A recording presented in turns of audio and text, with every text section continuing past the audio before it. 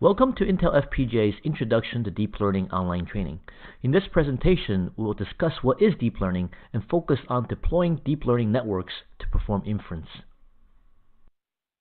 Here's the agenda for the session. First, we will talk about what is deep learning and how that's related to the more general field of artificial intelligence. Then, we will move on to simple neuron modeling. After that, we'll talk about neural networks by constructing a simple deep neural network. We'll then talk about modern convolutional neural networks that are very popular in today's computer vision applications. And lastly, we'll talk about how FPGAs can be used to accelerate deep learning inference tasks. The explosion of data, better algorithms, and more powerful processors have led to tremendous growth in capabilities and applications for machine learning, deep learning, and artificial intelligence. AI applications are virtually in every segment that technology touches, from human-computer interaction in consumer devices to more efficient enterprises and innovations in healthcare, energy, retail, and transportation. Specifically, deep learning networks have been deployed on everything from smartphone voice recognition to autonomous vehicles and is one of the greatest technological advances in recent history. Artificial intelligence, or AI, covers a wide array of techniques and applications. Here's how deep learning fits in the world of AI and machine learning. AI simply describes a machine that's able to sense, learn, reason, act, and adapt to the real world without explicit computer programming. Machine learning is a subcategory of AI where computers use learning algorithms to build a model from given training data. There are several categories of that. For most of what we discuss, we're going to be talking about supervised learning, where the training data set is given along with the appropriate labels. Deep learning is a subcategory of machine learning where multiple layers of neurons are designed to be able to learn complex representations. Within deep learning, there can be different types of neural networks. Recurrent neural networks are neural networks with feedback, generally used for speech, text, and natural language processing. Convolutional neural networks, or CNNs, are feed-forward networks using the convolution operation as the primary operation between layers. CNNs are particularly effective for computer vision tasks such as classification, recognition, or localization. So what exactly is machine learning? Consider this picture. Most people will have no problems identifying it as a dog, or even the breed, which is Pekingese dog. But how did you know that? Did someone tell you the characteristic of a dog, such as having fur, 4 legs, etc., etc.? Probably not. You were probably told examples of a dog, or what is not a dog, many times when you were a child, until you were able to build and refine in your brain what a dog should look like, until you're able to decipher and identify a dog. Well, that's exactly what machine learning is. If you want to write a computer program to detect specific features to identify it as a dog, it will be extremely difficult since many characteristics of this dog are shared with other mammals.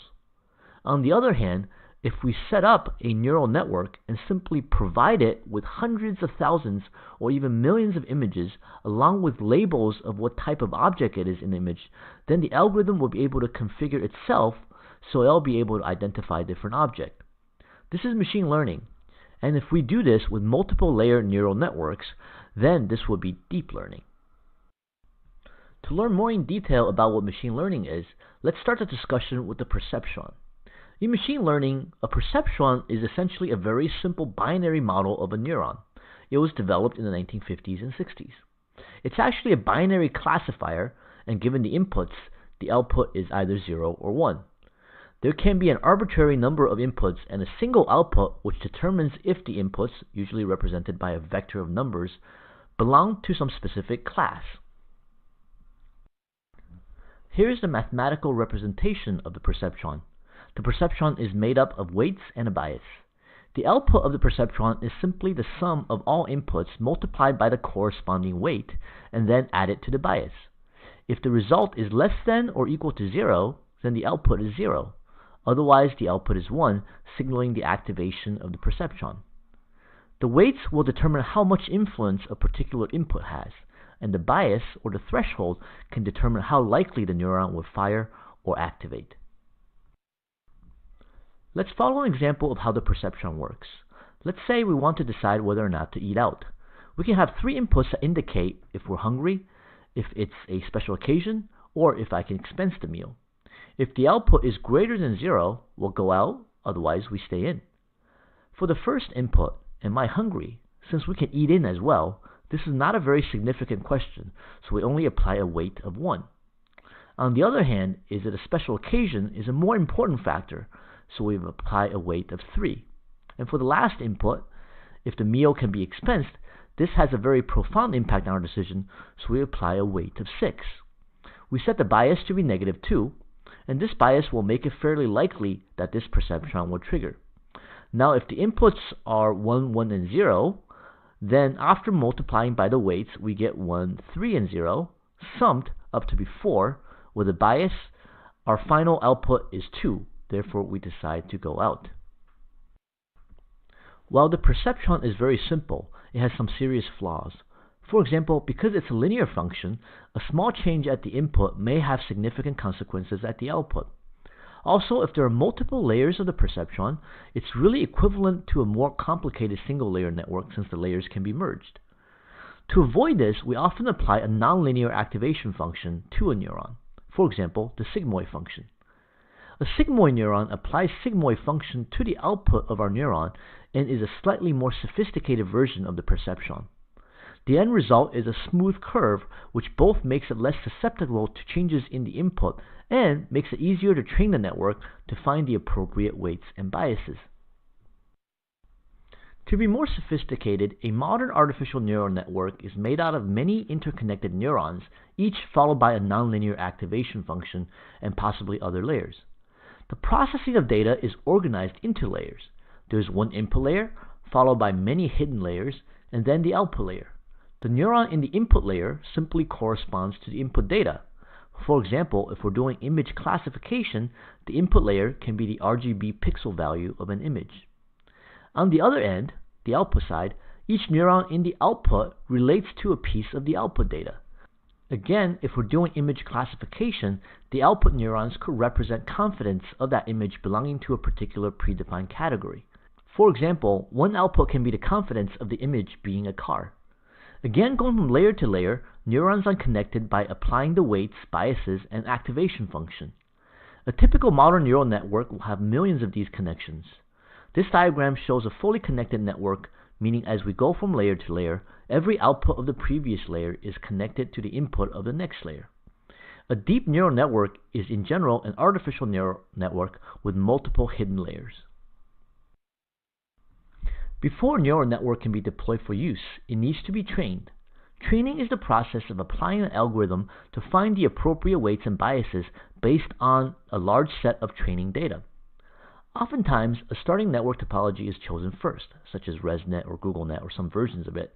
Then, using a deep learning framework such as Caffe or TensorFlow, modifications to the network is done to achieve improvements. Next, you train the network. This entails starting with a large data set, such as ImageNet or Kitty, and using the training images to train the network weights. Once the network has been trained, it can be deployed.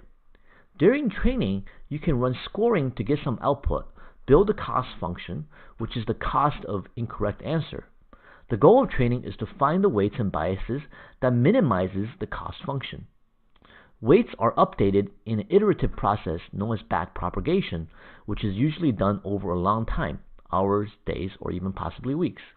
For the purpose of this presentation, we will not cover training. Once you have the trained network, you can deploy it and apply your neural network model on new input data. For example, camera and sensors. This is done instantaneously, either at the endpoint, edge, or in the data center. The deployment process is also called inference, scoring, classification, or execution. For this presentation, we'll focus on the inference aspect of deep learning. As we mentioned on the previous slide, to effectively train an artificial neural network, you'll need a lot of data. Here are 3 common data sets used for image recognition. Of course, this is not an exhaustive list. The MNIST database is a database of handwriting numerical digits. Your network, after trained by this data, can then be used for handwriting recognition of digits, for example, to recognize the amounts on a check. We'll talk about this in detail in the next section. The CFAR10 database is a database of 32 by 32 color images that generally divides images into 10 categories of airplane, automobile, bird, cat, dog, truck, etc. There is also a CFAR100 database that divides the images into 100 categories. Lastly, there's the very popular ImageNet database. This is a database of 224 by 224 color images that are labeled into 1,000 categories for competition. There are millions of images in this database, and the labeling is crowdsourced. There is an annual ImageNet Large-Scale Visual Recognition Challenge competition that is revolved around this dataset. The ImageNet Large-Scale Visual Recognition Challenge, or ILSVRC, is an annual computer vision competition run since 2010. The competition involves classification, localization, and other contests. And ever since 2012, all the winners have been deep neural networks. Here, let's look at the top 5 error rate of winning networks throughout the years. The top 5 error rate means out of the 1,000 categories, the percentage of times the correct category did not appear in the 5 categories with the highest probability. This is actually a tough task, considering how similar some categories are. For example, Siberian Husky versus an Eskimo dog. As you can see from the bar graph, the top 5 error rate has been dropping precipitously. In 2010, it was 28%. In 2012, AlexNet, the deep neural network from University of Toronto, achieved a significant drop down to 15.3% with 5 convolution layers. As the years went on, more sophisticated networks have resulted in much better results. In 2017, the winning entry had an error rate of about 2%. By contrast, a human being, and PhD student actually, after training, was only able to achieve a top 5 error rate of 5%, spending 1 minute looking at each image. Before diving further into the makeup of a neural network, let's go over some terms often used in today's deep learning ecosystem. Deep learning networks are the network topology consisting of layers of architecture and hyperparameters. This is the design of a deep neural network. Example of modern deep learning networks are GoogleNet, VGG, ResNet, AlexNet, MobileNet, SqueezeNet, etc. Deep learning frameworks are software tools that makes it easy to build deep learning algorithms. They provide definitions and tools to define, train, and deploy your network. Some popular deep learning frameworks include Caffe, Caffe2, TensorFlow, Torch, PyTorch, etc. There are also deep learning primitive libraries out there that can be used to accelerate functions on specific hardware. These low-level accelerator-specific libraries include CLDNN, MKL, DLA for FPGAs, cuDNN, and others. Now that we understand neuron modeling basics, let's take a look at how we can construct a simple neural network. The MNIST database, or modified database from the National Institute of Standards and Technology, is a database of handwriting numerical digits. It's modified in that it's anti-alias to go from black and white to grayscale. The image is relatively small, at 28 by 28 grayscale, and the data is labeled into the 10 categories that corresponds to numbers 0 through 9. A network after trained by this data can then be used for handwriting recognition of digits, for example to recognize the amount on a check. This example is often used as the hello world of deep learning. We will use it as an example to construct our network. Let's design a neural network for digit recognition. The first step is to define the inputs and outputs. Here the inputs are simply the image of the handwritten characters. The inputs to our network will be 28 by 28, so 784 elements. Since it's grayscale, there's only one channel, which is a depth of 1, and we will represent the value of each pixel with 8 bits. The output is also simple. It's just 10 values representing the probability for each of the 10 possible digits.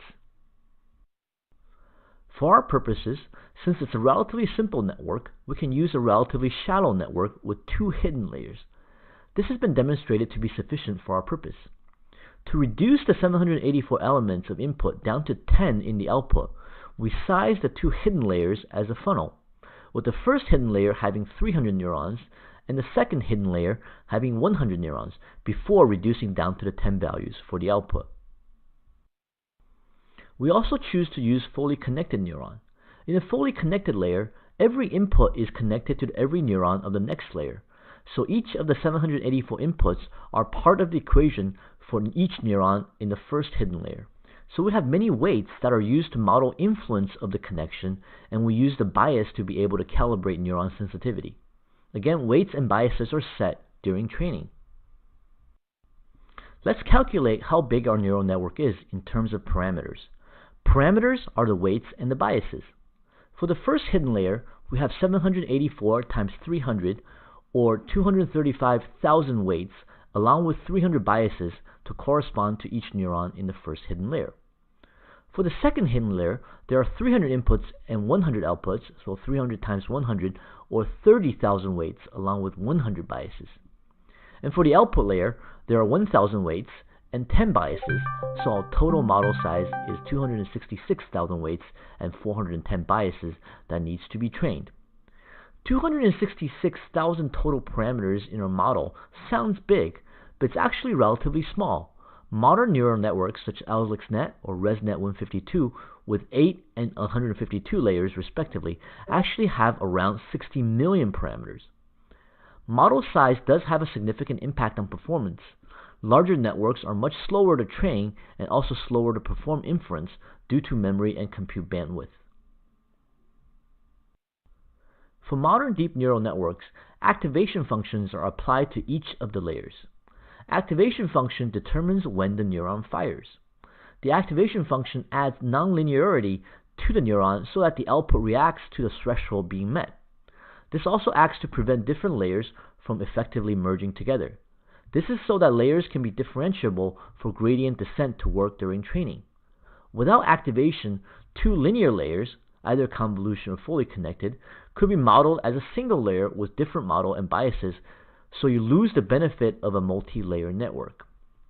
Some simple activation functions could be a step function, ReLU or rectified linear unit, leaky ReLU, and parametric ReLU.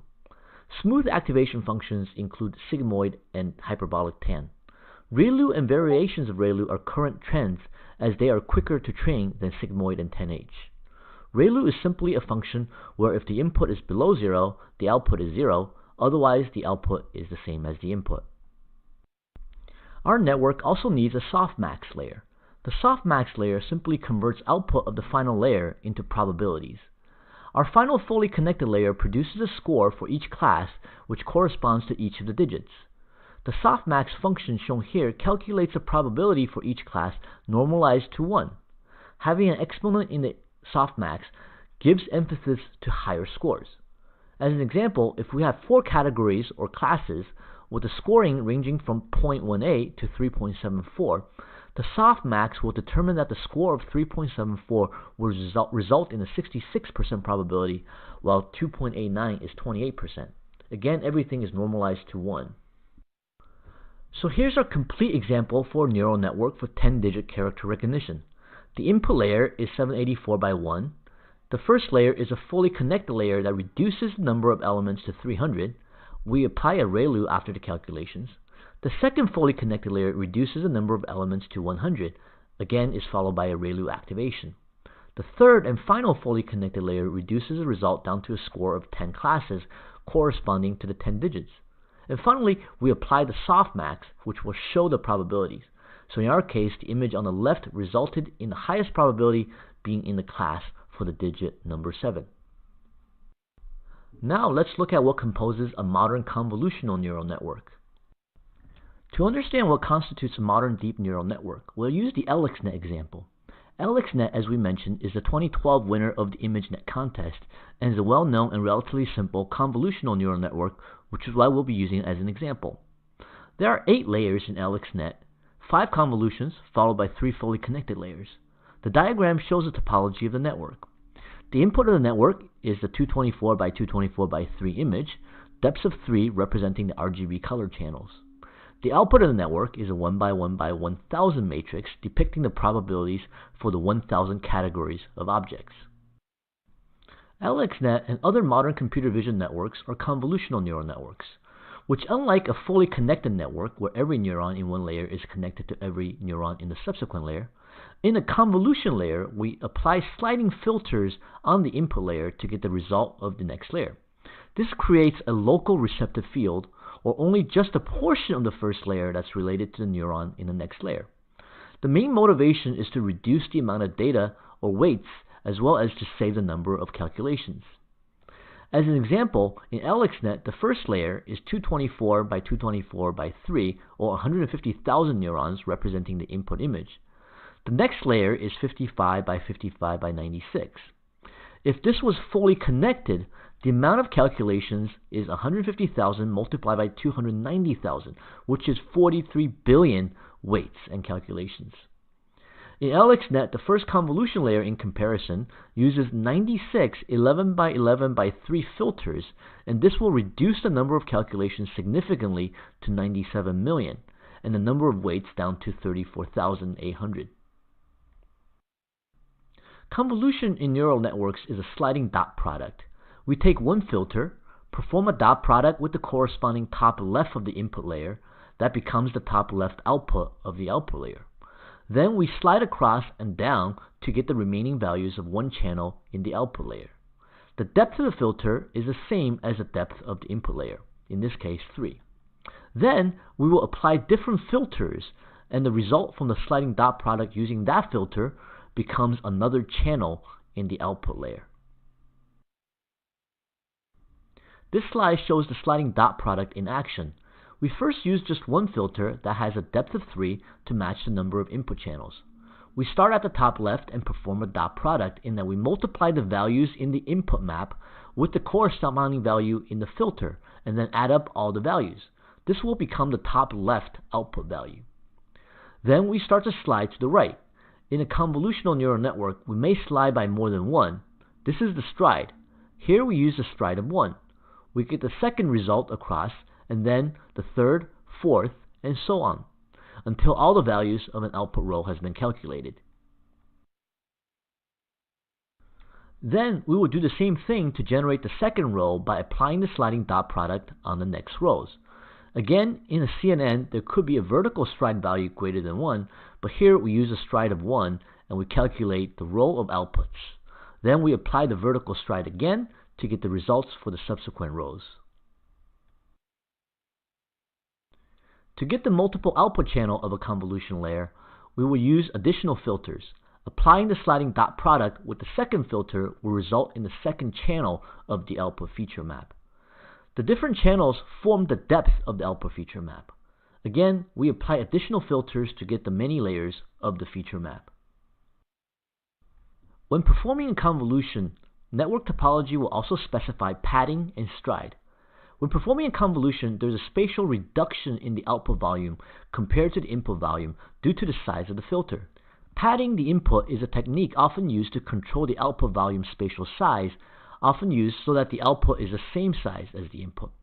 Usually the padding is accomplished by adding a ring of zeros to the input feature map. Stride, on the other hand, is also used to control the output size, but here the amount of overlap of receptive fields of adjacent column is affected. Using a stride of 1, the filter slides by 1 pixel to get the next output. When using a higher stride value, the filter is moved by multiple pixels. When stride is applied, the result output layer becomes smaller and overlap is reduced. In AlexNet, in the first convolution, the 224 by 224 image is reduced to 55 by 55 using 11 by 11 filters with a stride of 4. Here's another look at the convolution operation for one layer. Every input feature map to the layer is a 3D tensor. In the very first layer, that would be just the image. In the convolution layer, we would take a small filter, for example a 3 by 3 by input depth sized, and perform a dot product with the input receptive field, and produces a single output value. The output value is part of the output feature map of that layer. We will then slide the filter across and then down the input feature map to produce a 2D output feature map. To generate multiple output channels, we will actually apply many different filters. Each filter is responsible for generating one output channel. Once the sliding dot product is calculated for each of the filters, the output feature map can become the input feature map of the next layer. And we will move on to the convolution for the next layer and repeat for all the convolution layers of a neural network. In convolutional neural networks, typically there are additional layers or operations in addition to the convolutions. There are ReLUs, or rectified linear units, normalization, pooling, and fully connected layers. Let's take a look at what these are. The rectified linear unit, or ReLU, is the nonlinear activation layer typically used in deep convolutional neural networks. AlexNet is no exception. The math on the ReLU is very simple. If the input is negative, the output is 0. Otherwise, the output is the same as the input. ReLU's function is similar to other activation functions, such as sigmoid function. The ReLU function is applied to all of the input neuron element-wise independently during the layer's execution. The function separates the convolution layers, or fully connected layers, smoothes out the response, and also makes it easier to train the network because the gradient of the ReLU layer is just either 0 or 1. There are also many other variants of the ReLU function, such as noisy ReLUs, leaky ReLUs, and parametric ReLUs. Normalization is needed in neural networks for several reasons. ReLU activation from the previous slide have unbounded activations. Sometimes it will be nice for an excited neuron to subdue neighboring neurons so we can detect high frequency with a large response. Applying a local response normalization, where we depth-wise normalize the values across a set of neighboring values, will make the excited neuron become even more sensitive as compared to its neighbors. At the same time, local response normalization will dampen the responses that are uniformly large in any given local neighborhood. If all the values are large, then normalization, those values will diminish all of them. Basically, we want to encourage some kind of inhibition and boost the neurons with relatively large activations. The end result is an increase in accuracy for our network. The pooling layer is another common layer. It is a technique used to reduce the spatial size of the network. Pooling is applied across the width and height of the feature map, and unlike normalization, is not applied across the depth. There are two common pooling functions, max pool and average pool. Max pool simply looks at, for example, a 2x2 space and chooses the largest value, where in the average pool, it will simply average the 4 elements. Pooling reduces the amount of parameters and computation in a network, and hence also control overfitting. Putting the deep neural network primitives together, here's another look at AlexNet. The AlexNet architecture consists of 5 convolution layers, each followed by ReLU activation layers. There are also 3 fully connected layers following the convolution, and the first 2 fully connected layers also use ReLU activation. There are also normalization and max pool layers following the first and second convolution, while another max pool follows the 5th convolution. The filter sizes for the convolution layers, as well as the feature map sizes after each convolution, are depicted in the diagram. Again, looking at the final output, you have 1,000 probabilities for the 1,000 categories of ImageNet. As modern neural networks evolve, there's a trend in having deeper networks, which can theoretically result in more accurate networks. Here are 2 very significant network topologies. GoogleNet was the ImageNet competition winner in 2004. It featured a deeper network, 22 layers instead of 8, but it also used smaller convolutions and no fully connected layers, which dramatically reduced the number of parameters or weights and biases to about 4 million as compared to the 60 million needed for the much shallower AlexNet. The other significant innovation is the inception module in GoogleNet, which essentially for a particular layer let a convolutional neural network decide the effective computation by choosing a 1x1 convolution, 3x3 convolution, 5x5 convolution, and 3x3 max pooling. Another significant leap was ResNet, the ImageNet winner from 2015. This is a very deep network of 152 layers. Previously, very deep neural networks were very hard to train, but the critical invention here is the residual connection, which allows connections to be made that skips layers. This made it significantly easier to train a very deep neural network and resulted in a giant leap forward in accuracy. Lastly, for this presentation, let's discuss some of the options Intel offers to accelerate deep learning tasks, specifically focusing on FPGAs. We've seen that deep neural networks are very highly computationally intensive. Implementing CNN inference applications requires high-throughput feed-forward data flow paths, requires many floating-point multiply and accumulate operations, high-bandwidth local storage for filtered data and partial sums, flexibility for different network topologies, precisions, and problems, and we get all of that today with Intel Aria 10 and Stratix 10 FPGAs. Stratix 10 has over 8 teraflops of performance while also able to leverage over 58 gigabytes of internal customizable memory storage for result reuse between calculations.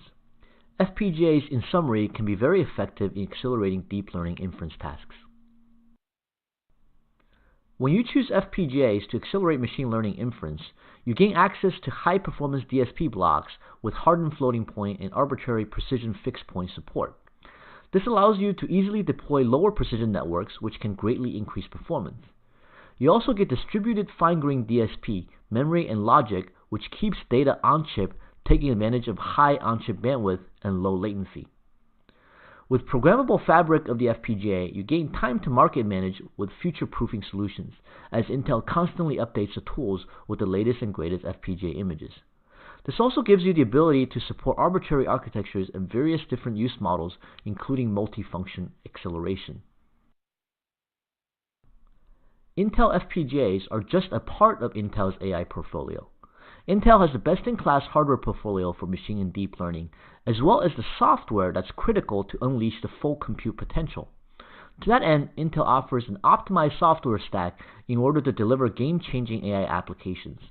Intel is investing to fully integrate FPGAs into a full stack of software tools, including libraries, frameworks such as Caffe and TensorFlow, and tools like Deep Learning Deployment Toolkit and the Intel distribution of OpenVINO Toolkit. Intel's unified software ecosystem means you can use the same tools across Intel platforms, such as Xeon, Xeon Phi, vision processing units, GPUs, and FPGAs. This enables not just hardware designers, but also software developers to take advantage of the capabilities Intel FPGAs have to offer. This concludes the presentation. Here are some follow-on trainings and references. The Intel AI webpage will have information on all of the Intel offerings in AI and deep learning. The Intel AI Academy is a great place to find courses and presentations where you can be further educated on deep learning concepts.